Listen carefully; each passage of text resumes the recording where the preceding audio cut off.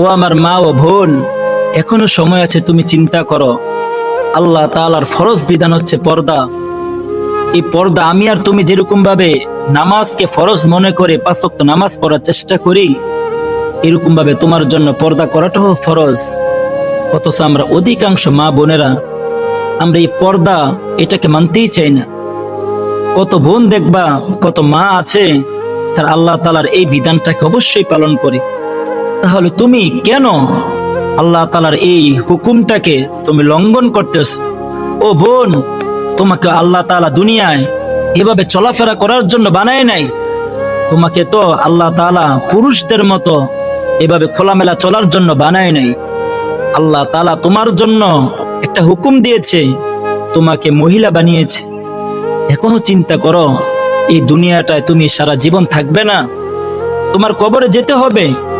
কিন্তু তুমি তো আল্লাহ তাআলার ফরজ বিধান পর্দাকে লঙ্ঘন করতেছো, পর্দা করতেছো না। তুমি যেই কোনো পুরুষের সামনে কিভাবে যাও?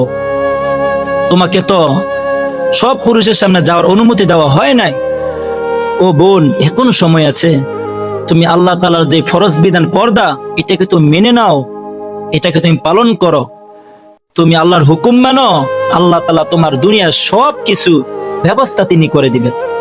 ও বোন, ও আমার মা, তুমি এখনো তুমি চিন্তা করো, এখনো বুঝো আল্লাহ তাআলা তোমাকে কেন পাঠিয়েছে।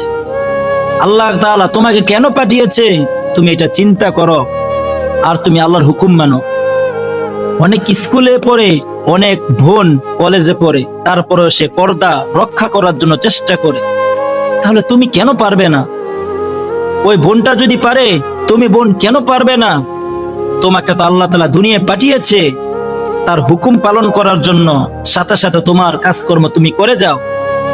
কিন্তু তুমি বিভিন্ন বাহানা দিবে, বিভিন্ন অজুহাত দিয়ে তুমি তোমার পর্দার হুকুমকে তুমি লঙ্ঘন করিও না। এটার জন্য আল্লাহ তাআলার কাছে তুমি অবশ্যই জবাবদিহিতা করতেই হবে।